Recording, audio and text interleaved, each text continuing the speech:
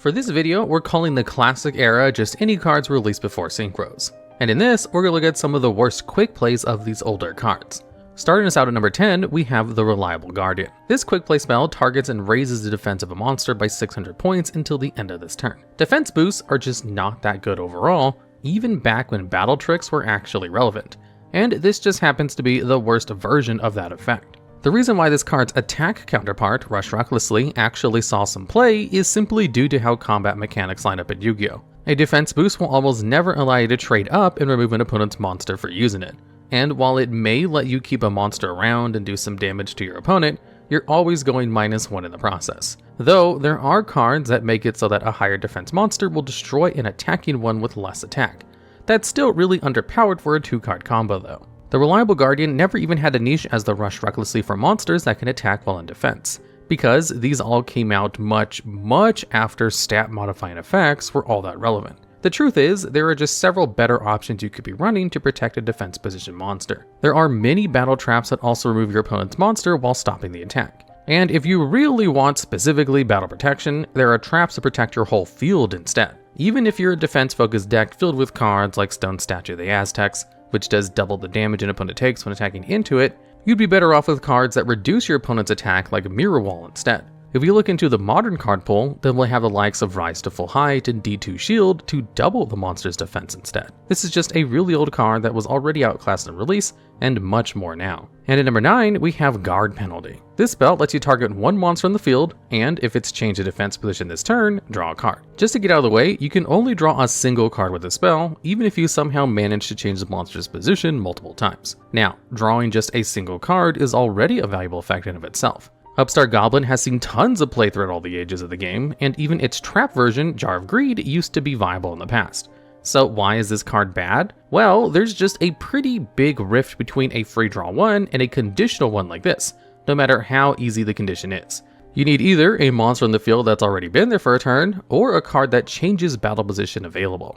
While that's not that hard to assemble, it's infinitely times more difficult than other draw spells, which just need you to activate them. Not only that, but it also gives your opponent an avenue to interact with your draw 1, which can lead you to getting 2 for 1 easily. Think about it this way, no one's going to stop your Upstart Goblin, but if they see you activating Guard Penalty in one of your monsters, they might be very tempted to spend removal on it in response. It's quite hard to make a draw 1 effect be bad at Yu-Gi-Oh!, but this card manages to do so perfectly. And at number 8, we have Ring of Defense. This quick play spell can be activated in response to the effect of a trap that would inflict damage, and it makes the effect damage 0. This card is obviously meant to be a counter to Burn, which was once a really feared strategy. The issue is that it just doesn't do its job very well. The first problem is that the best Burn cards usually inflict damage while also doing other stuff, like Ring of Destruction popping the monster, or Magical Cylinder negating the attack, both of which would still have their effects go through after Ring of Defense. Additionally, many of the best burn cards are spells like Wave Motion Cannon or monsters like Death's Koala. If you wanted to actually counter burn, there are just so many better options you'd never think of slotting this card anywhere in a deck. Barrel Behind the Door can be used on spells, traps, and monsters, and not only does it cancel the damage you take, it also sends it back to your opponent.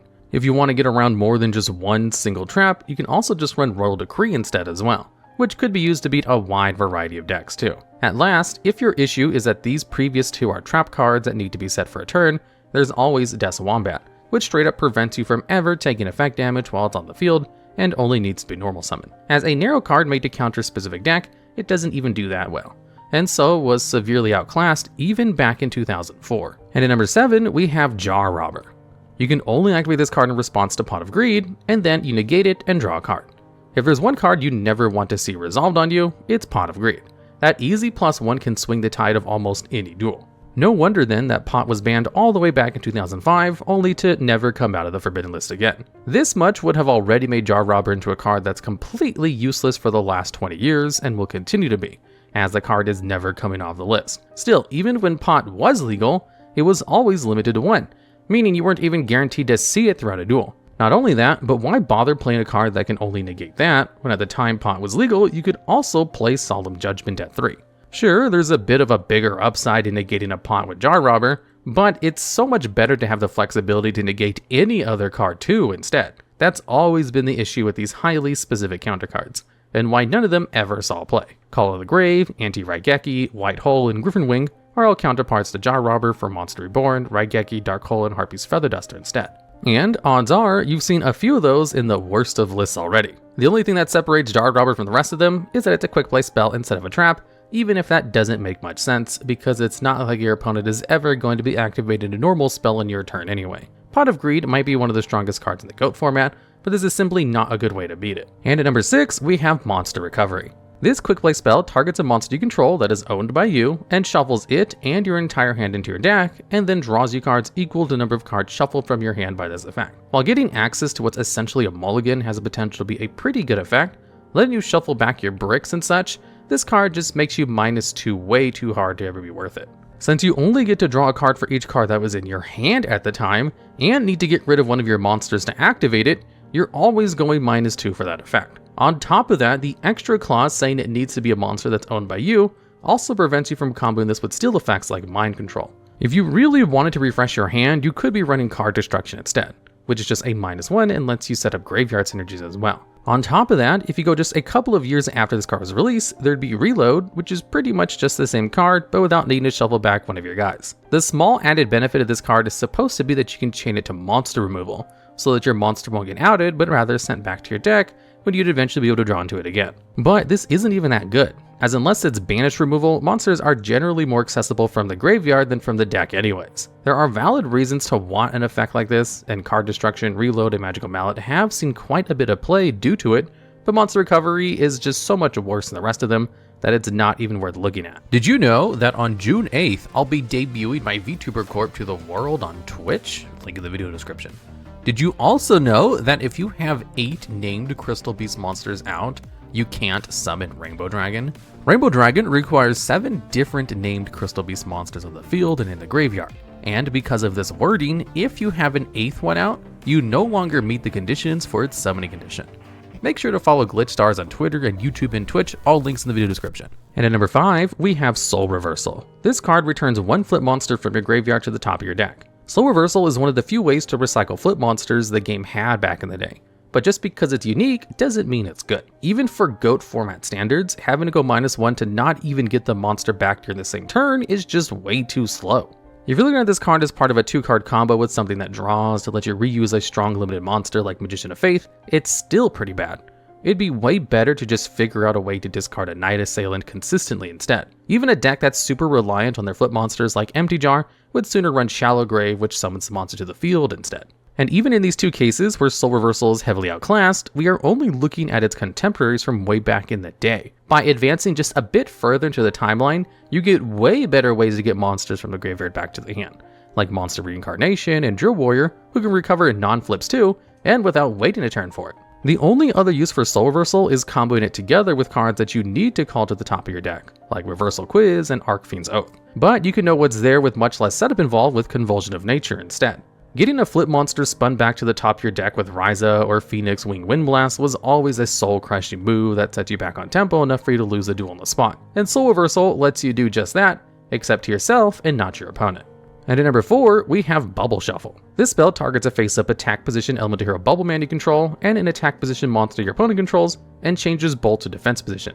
Then you tribute your Bubble Man and special summon an Elemental Hero from your hand. This card asks for just a bit too much of you for what it gives off, as if needing a specific monster in the field wasn't enough, it also wants your opponent to have an attack position one, and you need to have an Elemental Hero in hand to activate it as well. While Bubble Man is at least leagues better than a lot of the other Elemental Heroes, and even packs a special summoning condition, it only began to see play once XCs became a thing. So it was never a monster you wanted to end on your side of the field. While an old school Elemental Hero deck would have lots of great targets to summon out, like Stratos and Alias, you could have just as well normal summoned them instead for almost the same value, since Bubble Man is getting tributed anyways. The way this card was meant to be used was showcased in the anime and manga, where Jaden used it to change an opponent's monster to defense position while cheating out Blade Edge, a 2600 attack beater with piercing. Needless to say, that was never nearly good enough to see play in the real game. The last thing hero decks wanted was a high level monster with no inherent special summoning condition, and if you just wanted to change your opponent's battle position at spell speed 2,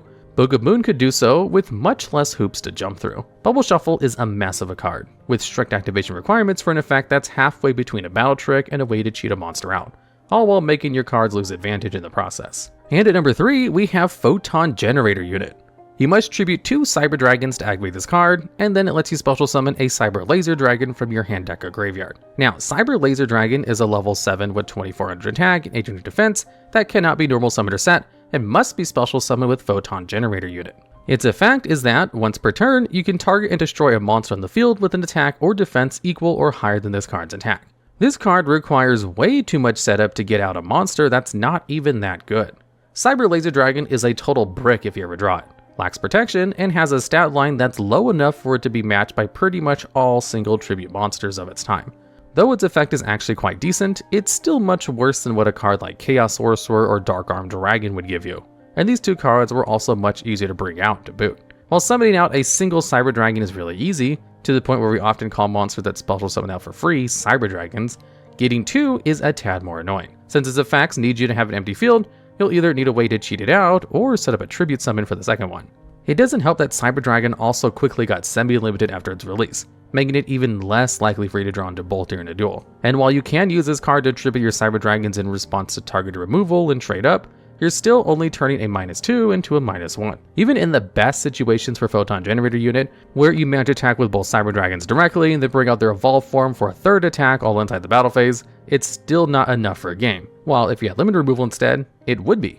Though with time, it'd eventually become trivial to have 2 Cyber Dragons out. You'd only get less reason to play Photon Generator unit, as the same 2 Syndras meant Nova into Infinity and an Omni Negate. That much is a million times better than a mediocre boss monster this card wants you to run. And at number 2, we have Level Down, a quick play spell that targets a face-up level monster on the field, returns it to its owner's deck, and then special summons a monster from its owner's graveyard to the side of the field with the same name but a lower level, ignoring its summon conditions.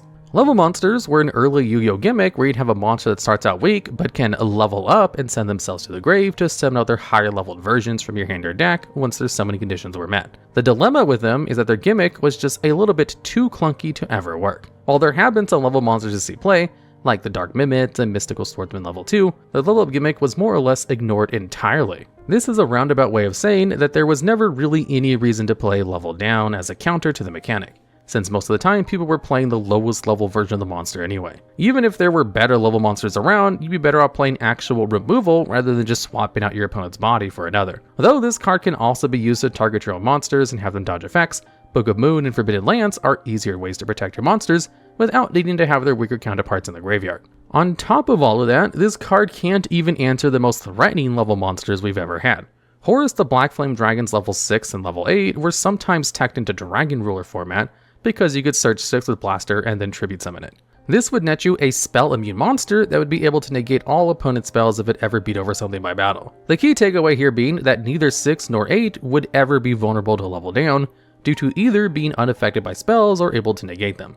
The only thing to go down with this card is the strength of whatever deck it's included in. And finally, at number 1, we have Mirage Tube. This quick play spell cannot be activated from your hand, and it must be activated when a face-up monster you control is targeted for an attack and inflicts 1000 damage to your opponent. It's only fitting, the worst quick play spell would be one in name only. The only thing that sets apart quick plays and traps is the former can be activated from the hand, something which this card's restriction stops completely. The most interesting part about this is having the restriction written on the card was completely pointless for several years, as its mechanic only really allowed you to use it during your opponent's turn, since they need to declare an attack.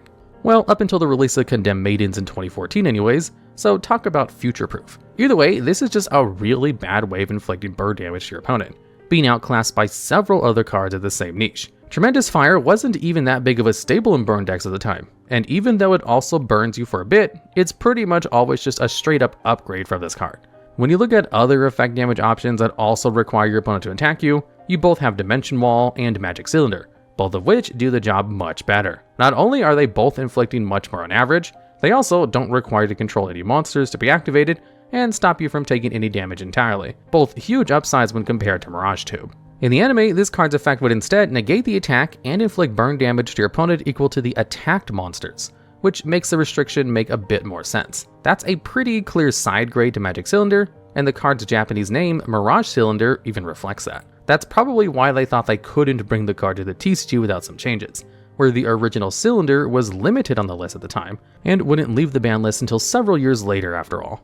However, that didn't mean they needed to nerf it this hard and make it into one of the worst quick plays ever instead. If even Jaden didn't have a card as bad as this in his deck, no one should ever have it in theirs either.